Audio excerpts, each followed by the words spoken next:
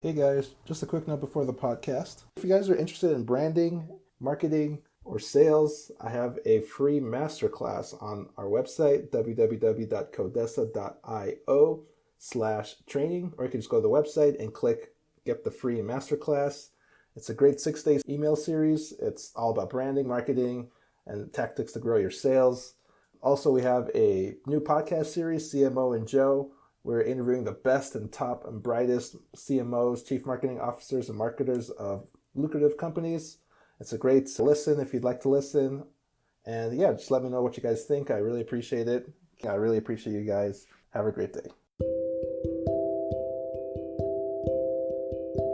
Hey, what's up, podcast family? This week I talked to Bill McKenzie.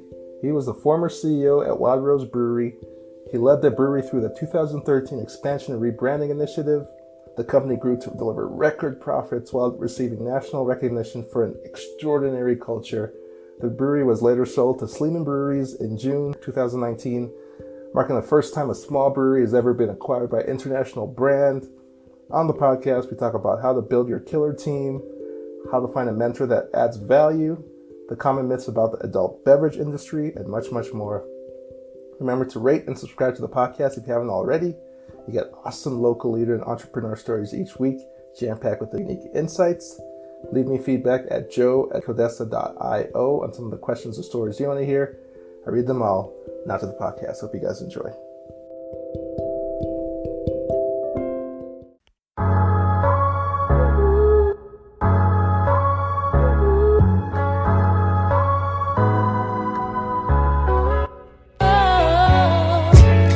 Welcome to the podcast, Bill. Thanks for having me, Joe. How are you? Not bad, not bad. So yeah, tell us a little bit about kind of who you are, your origin story. Yeah, sure. Thanks. Originally, I'm from Northern Ontario. I grew up in North Bay. Consider Sudbury, Ontario, which is about an hour and a half out of North Bay, as my home base. Still, went to university in Sudbury at Laurentian University. I studied economics there. That was back in, I guess, mid '80s, late '80s probably. Yeah, '87, '88.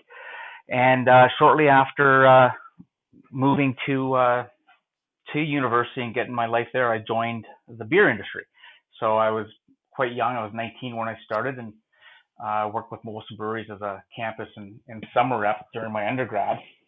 And then after studying and graduating with my economics degree, I moved on. I went did my MBA basically right away, Joe. And the main reason for that was back 1990. Things weren't really going well for the economy. None of my classmates, nor myself, were really getting any job offers at the time. So I stayed in school and went did my MBA in Michigan and kept in touch with Molson's. Molson's had just finished a merger at the time, more of an acquisition with Carling. So the beer business was in Canada was quite small. So who knew at the time what the future was going to be for me coming from a student rep, campus rep to a full time job. So I went on, did my MBA, and that was great. After my MBA, I was able to get a job right away in the pharmaceutical industry, and that was a pretty cool job. Uh, Moved to Toronto, spent some time there, but I was just never really too engaged. I always wanted to get back into beer, and I knew that once the dust settled from the Molson Carling merger, that opportunities would likely, well, I hoped anyways, I didn't know, but ended up that opportunity started coming up after that acquisition came to an end, and they started moving forward with hiring. So I was able to get back on with Molson's and been in the beer business ever since. So it's been quite the ride. I was able to get back at Molson's as a sales rep in my hometown in Sudbury. From there, that led me to some marketing roles in Toronto, which I thought were quite cool at the time. I worked on that Molson Canadian campaign, the I Am Canadian. I'm sure if you remember it, but basically the rant, and it was a really good and I thought one of the better beer campaigns of the time. And that led me to working on another brand, which was Molson Export, and and that was more of a sports brand and more of a more of a fun brand, I thought anyway. So I really enjoyed working on that, and that was my time in marketing. And then they closed down an area in Northern Ontario. The Thunder Bay office got closed down, so I was asked to come up to Sudbury and worked those two markets. So basically all of Northern Ontario was my region. And the cool thing for me was all the guys that I used to work for as a campus rep or summer rep, and then with as a sales rep, were now on my team, and I got to go up there as the manager. So I really, it was a no-brainer for me. I couldn't fail because these guys wouldn't let me fail. I had such a good group around me that I was quite lucky. So that was my time at Molson's in 2003, right after my youngest was born, like a month after. I got asked to move out west here and moved to Edmonton. I worked out of the plant at the Molson plant up in Edmonton, and my role there was I was director of on-premise sales for Alberta. So all the bar business, the club business, the restaurant business was under my umbrella. So it was a pretty cool job. I certainly enjoyed the West, and I've never moved back, and kept going there. Then I got recruited. It was interesting. Out of the blue, I got recruited by Diageo, and I'm not sure if you're aware who they are. Diageo's, it's a company of brands. They've got like Guinness and Smirnoff and Captain Morgan, and they're the biggest bev alc in the world. And so they offered me a pretty cool job as director of sales. So I had to move to Winnipeg for that, and that went really well. I really enjoyed it. I think I like to say Wild Rose is the best company I ever worked for, but Diageo would be a very close second. But a company of that scale, they really developed their people well and treated everybody well, myself included. So I really enjoyed that. And that's, to me, when I had to come to Crossroads, I got offered an opportunity to go down to the States to work with them. Or at the same time, I got offered a job to come to Calgary and work for Ed McNally, who I consider the godfather of craft beer in Canada. And beers, even though Diageo had beer brands, it was a beverage alcohol company. I like beer the most. And so I came back to Calgary, and I worked with Ed and became president of Big Rock up until 2012. And then I invested in Wild Rose as they were expanding to open up a second brewery. And I came in and I was running that company as the president CEO and one of the partners, I guess, for 8 years until a couple companies came knocking, and Sleeman being the one that eventually acquired us. And they bought us in June of 2019, and we had some waiting periods for some of the paperwork and all that, but that all closed off. And I handed the keys over right before COVID. So I'm kind of just been sitting at home enjoying the family and happy to be getting outside and seeing things open up a bit more now. That's a tremendous journey. It's been fun. It was long-winded, but it's been a long career. I've enjoyed it. Yeah, for sure.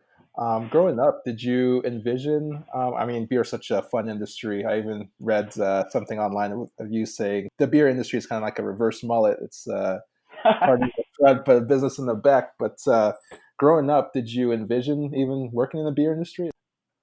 No. This is what I wanted to do. This is what I've always wanted to do.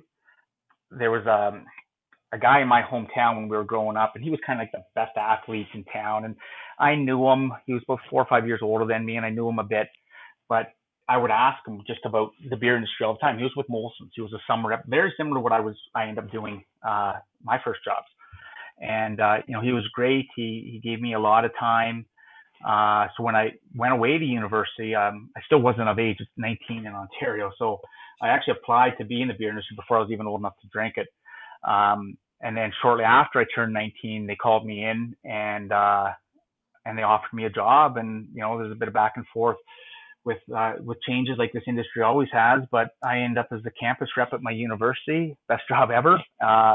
That continued on in the summer as a summer rep. And I've always wanted to do it. I just love the beer industry. It's like no other. Yeah, absolutely. So my question next would be, you mentioned that Sleeman and you handed the keys over recently. So what's next for you? Well, good question. Thank you. I'm going to stay in the industry. We've decided, my wife and I have had a lot of chats over at the family. The kids are getting a bit older now. They're both getting ready for university. We're not at a retirement age yet. I'm 51. I got a lot of fuel left in the tank, I think. So we're right now in talks with a brewery to purchase their assets and set up shop here in Calgary. But until it's done, it's not. Certainly not in a rush forward. There's a lot of questions looming over our industry right now, but if something pops up and it's the right deal for both sides, then I look forward to getting something up and running. And the goal there is prior to the end of the year to get another brewery up and running. So I look forward to that. I just love this industry too much, and it'd be nice to have something a lot smaller, and just grow it from the ground up and just be a part of that. I look forward to it. That's really cool. I'll definitely watch out for that I'll let you know. What's one thing you wish you would have known when you first began your career? Geez, a ton. There's so many things that you just kind of shake your head, go, why didn't we see that coming? And I think the fact that I grew up on with the bigger companies, with Molson's and then with Diageo, two massive companies, we certainly didn't foresee the small brewers growing into the segment of the industry that it is now. And you almost look back at it, it's foolish to not think that the small craft breweries, had a big runway ahead for growth. We certainly didn't pay a lot of attention to it, so I certainly wasn't expecting that. And I think if I did, I probably would have opened up a craft brewery a lot longer, a lot earlier. Sorry, but it's just something that we didn't really understand. Like the small guys, they taught us. I think take a look what the small brewers have done in Canada, North America, and the world over the last bunch of years. They've introduced new categories of beer, and back then we were just a lager and ale category, and really listening to the consumers and that things that I think the bigger breweries picked up on a bit too late, but they're certainly participating in that space more so now. Was there a big challenge, or I don't like to use the word failure too much, but was there a big challenge during your career, and what did you learn from that? Well, just a ton, and we made a lot of mistakes, but I can certainly say we've learned from them. Not a lot of recurring mistakes, which I'm proud of. A ton of mistakes, but we just didn't make them over and over again. But as far as looking at what I've experienced over the last 30 years, and kind of just sitting here like all of us for the last 3 months with a lot of time to think on our hands, I do regret, Joe, that I didn't get certified as a brewer. I wish I spent more time with the brewers, and I know enough about it, but I'm not a brewer. And I think from a leadership perspective, if you're able to do every job, in the shop, you're just that much stronger of a leader, and you understand more of it. I've certainly been around some great brewers that have taught me a ton of their side of the business, but you would just think in 30 years I would have become a brewmaster over those years. But I look back at it now, just a bit disappointed that I never did. That's okay. I'm still young.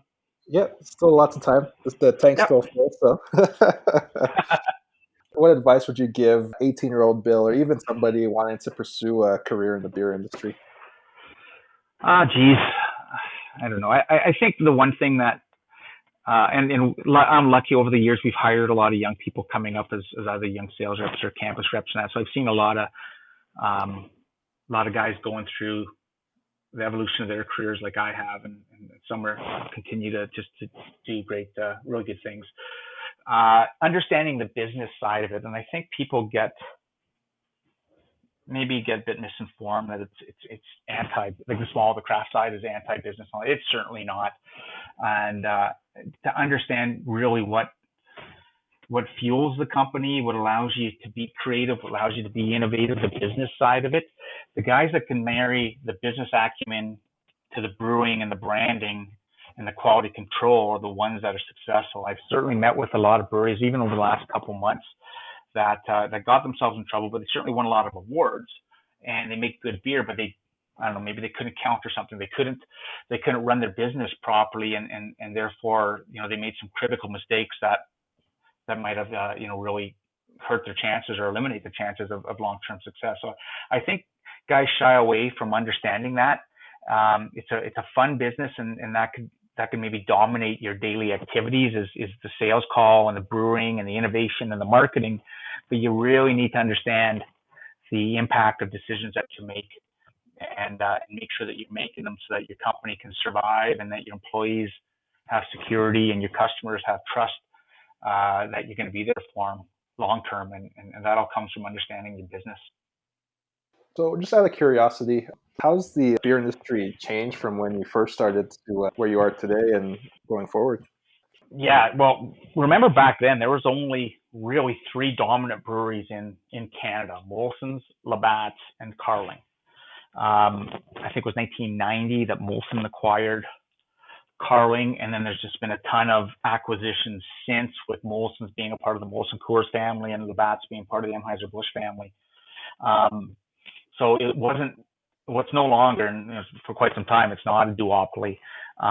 Back about 30 some years ago, breweries like Big Rock and uh, Alley Cat here and then Wild Rose started off, opening up and changing the industry. And then in the last 5 or 6 years, the industry's exploded with that many more competitors. And I say competitors for lack of a better term, but a whole bunch of participants, in the industry. And I think what that's resulted in is, from a consumer perspective, look how many more different types of beers there are. And I remember as a kid stealing beer out of my dad's fridge. There was like Molson Export or Labatt Blue type of thing, and that's all that was there. Now there's hundreds of brands. If you go to a liquor store, it's quite intimidating. Actually, there's so many different type of, and not just type of brands, but types of beer. And I think the beer drinker is that much more knowledgeable and that much more engaged in what they're choosing now, because there's just so many choices out there. And not to put you on the spot, Bill, but I'm curious, what's your favorite adult beverage in the summertime? Well, it's funny you asked that, because you said summertime. Mine and I think many people's choices change, seasonally. And in the summer, Wild Rose's Ponderosa Ghost, I just think is a great beer. It's a lower alcohol beer, so it's not as heavy, and it's great if you're out on the golf course or on the boat or something like that. So Ponderosa Ghost for sure in the summer, and then and I've always said this, my favorite non-Wild Rose beer has always been Guinness. I think it's a great beer, and if I'm at a pub, I love having a pint of Guinness. I think I think it's just a fantastic beer. I love it. But both are beers. I could have chosen wine. I could have chosen spirits and all these coolers and everything that's up now. But I enjoy beer. Yeah, beer through and through. Yeah, first choice. Okay, so stepping back into kind of your career path, what do you think is kind of like a unique skill that's helped you become successful? I don't know if it's a skill or maybe a practice. Who knows? But putting teams together is definitely something that I'm most proud of looking back at it. And I learned real early in my career that you can't be successful on your own, and you have to surround yourself by the best of what the best of the best, and if you can't hire the best, then you can help develop the best. And when I say help, it takes a team to develop, and I've had some good success over the years putting teams that complement each other together, putting teams together with individuals that aren't individuals that I shouldn't say that they're team people that have good individual ideas, but are able to communicate that and work with others, collaborate amongst the departments. That's to me why we've been successful. It's just having a group effort, not really one person owning the win or owning the loss, but putting that together. And I think that all starts from hiring. I think we said no over the years to some really good candidates just because they might not have been a cultural fit, or maybe they were hoping for a trajectory in their career that probably wasn't attainable as we maintain a good team approach to it. So I believe putting those teams together, it's not like managing people, as you know, Joe, it can be difficult. I've never felt it as a burden. I felt it as an opportunity to work with different people, people from all different backgrounds that have different views on what the beer business or what their career should be, and seeing it gel together. And nothing nothing to be more proud of than what happened at Wild Rose, of putting that team together and kind of rebuilding it in a lot of ways over the last 7 or 8 years. And whether that's the tap room business, there's different hiring requirements when you're hiring at a restaurant than you are at brewing, than you are at sales, than you are at delivery. But geez, it was just like one team. And my wife and I always joke at Christmas party, because normally at Christmas party you'd have assigned seats, stuff like that. At Wild Rose we did, but nobody would ever request who you sit with, because it was just such a good group. No matter where you sat, there's going to be somebody interesting to to chat with over dinner. So I'm pretty proud of that, and that's what I hope to continue on. What were the best resources that's helped you along the way? Sure, were and I hopefully still are. Just mentors. I'm going back to people here, and I think the reason why I put so much value on team building and working together is that I've been very fortunate to have great guys like that around me all these years. Whether it be the sales guy, I'm not talking senior executives exclusively. There are some senior guys that have been great to me, but my circle of influence, guys that have helped me out, range from guys that were sales reps with me 30 years ago to people that I worked with when I went to marketing. Even in pharmaceuticals, I had some great people and some really good leaders around me there. And then, most recently at the Wild Rose Brewery, we had a lot of people, with all different types of jobs, whether you're the guys in logistics or the brewers or the tap room, that were never afraid to speak their mind and offer up their opinion without judgment. And that's gone on for me for over 30 years. So, you kind of, and like I mentioned, I referred to earlier, when you're sitting home like we all are, you have chances to reflect. And I certainly had a lot of good mentors around me. And, some of those guys are getting a bit older right now that they were at the end of their career 30 years ago and that, but geez, we still keep in touch.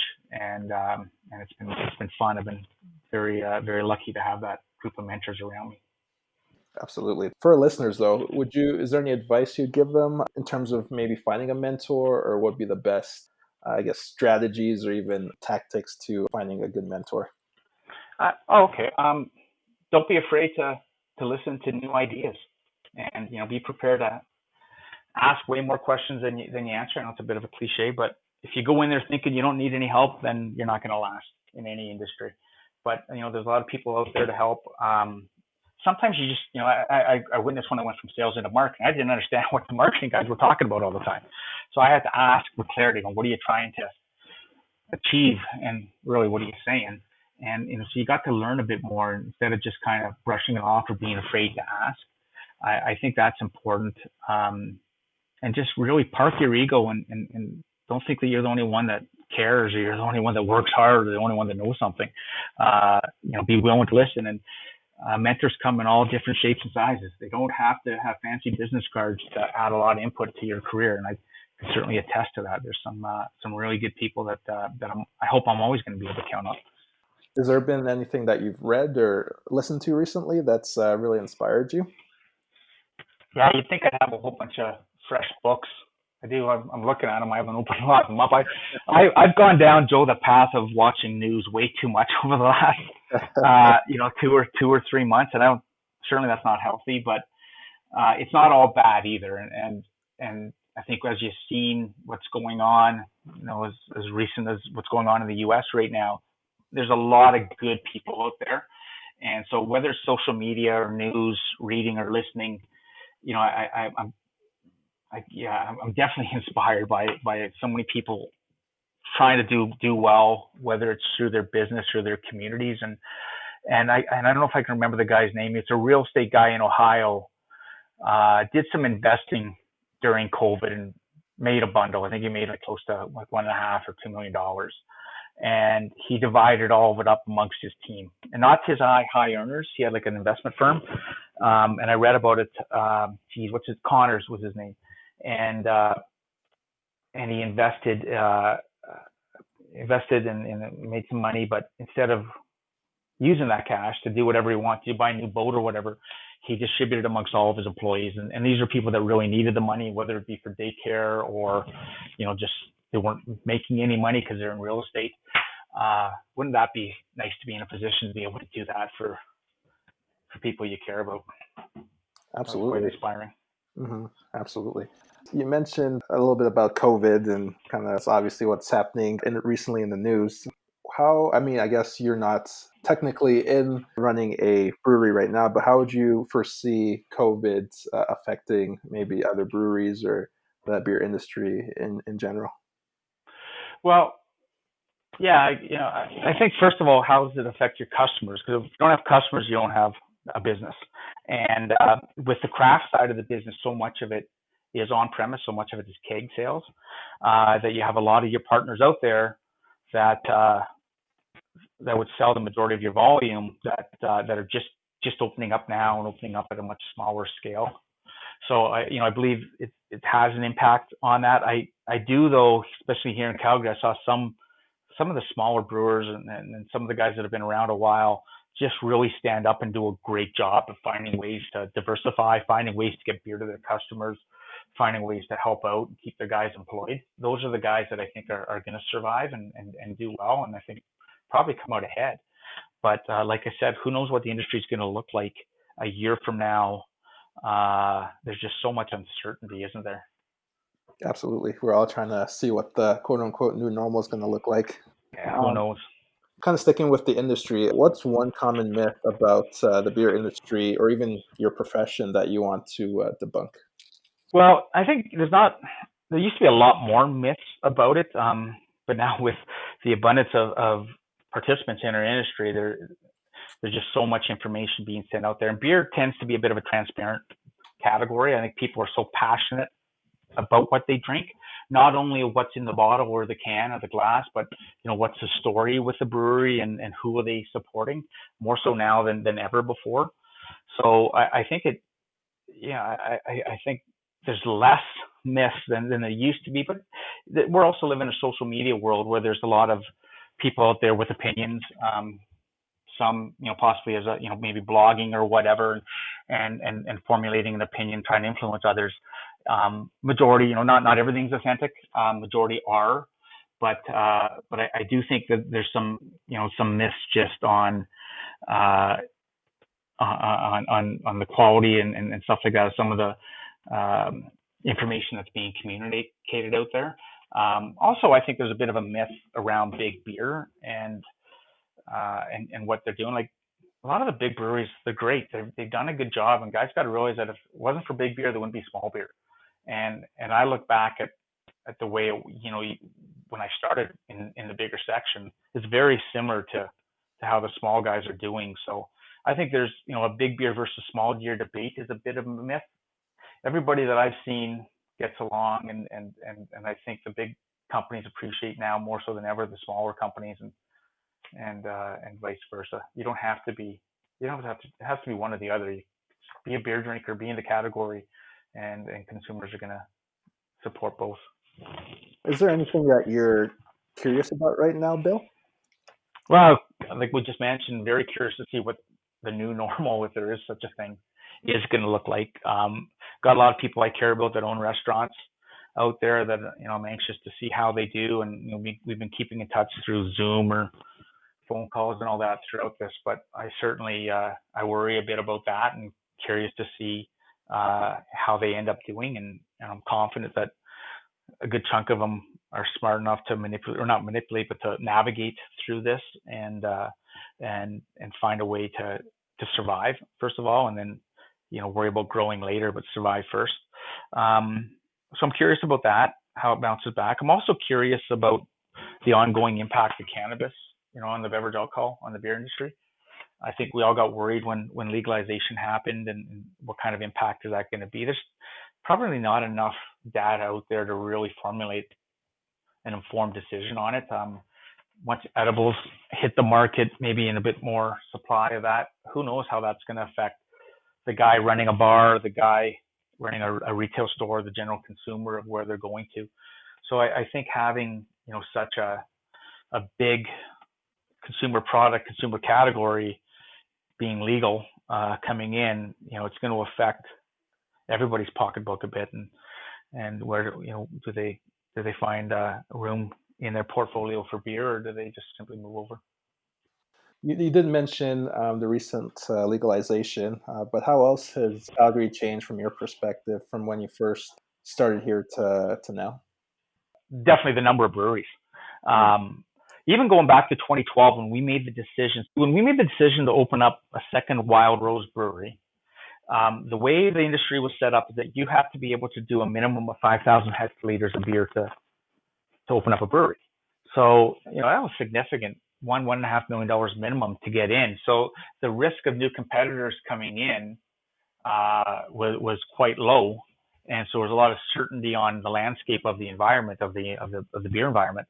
And I'm glad they did, but the PC government prior to leaving changed it. So went down to really no minimums to open up. So that really opened up the industry for, a lot of guys that were passionate about beer, to open up their own business and turn a hobby into a business. And that's been great for it. But just the number out there, I think there was 12 when we opened up the second Wild Rose Brewery, and there's like 110 now. So there's definitely, for sure, there's more people asking, for the business and marketing and creating some beers, but there's also way more awareness than ever been about the craft beer industry and about the beer industry in general. And I think that's good for the industry. I think it's great for craft beer and just local companies having a good fighting opportunity to do well. What's one question that you never get asked that you wish you would be asked? I don't know. I wish people would ask more just a bit about the industry and the similarities in the industry over the last 30 years. Everybody always likes to talk about change and ask about how things are different and are things better than that before. Things are very similar. Like the beer industry has been consistent in a lot of ways. And when I started off in the bigger companies, it was all about community. It was all about, from the non-brewing side, it was all about community. It was all about getting involved, all about customer service, being around, being visible, engaging consumers. If you look at that compared to today, and there's just way more people doing it, but the way the craft industry seems to operate today is very similar to when I started in the bigger companies years ago.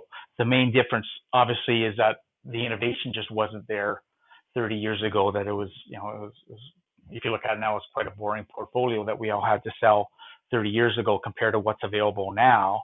But certainly there was a lot of more similarities, and I think people should realize that. Like, it's kind of a throwback industry where the nice guy could still finish first. Yeah, speaking of nice guys finishing first, what's one thing that maybe you could share about your accomplishments at Wild Rose that you could share with the listeners? Well, I just think surviving was, I think it's basically a time where Calgary was not in the best financial or economic position, with a ton of new breweries coming up and continuing to grow, is an accomplishment from the business side. For me, not really having any regrettable turnover or very minimal regrettable turnover is a huge accomplishment. I think we were a great place to work. I think people that joined enjoyed themselves and felt themselves valued and stayed on. I never really had anybody get up and just say, I'm out of here because I hate the place. Basically we had really good engagement on our employee group. So that's something I'm really proud of. We actually won a bunch of awards for being a good place to work, but there's a lot of awards out there, as you know. But to me, it was just having that consistency there. And this is where it gets challenging, is as a CEO of the company, you're tasked to do what's right for everybody, your customers, your employees, your shareholders. The offer, we were never for sale. We never talked about selling at any of my partner board meetings. We never talked about it until people started coming and knocking, and we had a few people knocking on the door. And then when the Sleeman guys came by, my job is I have to bring that forward, right? So I have to entertain any type of interest, and I have to do what's best for everybody. And so we went ahead, and the process took about a year to get done. And we went ahead and did it. And that was the first Calgary first Alberta brewery, and the first local brewery small brewery in a very long period of time to get acquired by a global company. So I guess that's an accomplishment. It obviously, to me, it was recognition that we were running our company properly, that our brand was healthy, that our people were sought after, and to go from there. Kudos to you and the rest of the Wild Rose team. That's awesome, guys. Where can our listeners connect with you online? I was thinking about that when you sent over, what we're going to talk about and what's my contact, and I looked on my Twitter account. It still says at Wild Rose Bill on it, so I haven't changed that yet. But that's my Twitter handle, is that, and then my email is William McKenzie at shaw.ca. Like once we get going on the new company, we'll make a splash out there from a contact and media side of it to get the new information out. But I'm just, like I said earlier, I'm just not quite there yet. Well, thanks for your time, Bill. I usually like to end the podcast with maybe a question or a quote or a story to the audience. Oh, okay. I guess it would be more of a question. And you hear about all the companies and everything opening up. And as I mentioned, I'm currently in the process of either purchasing or building a brewery. I'm curious to understand, what your listeners are feeling about the beer industry in Alberta. There's a lot of opinions around the number of breweries out there. Some people ask if it's saturated. I don't believe it is, but I'd love to understand if there's an appetite just for more choice out there in Calgary. If the beer consumers are willing to engage and adopt another local favorite.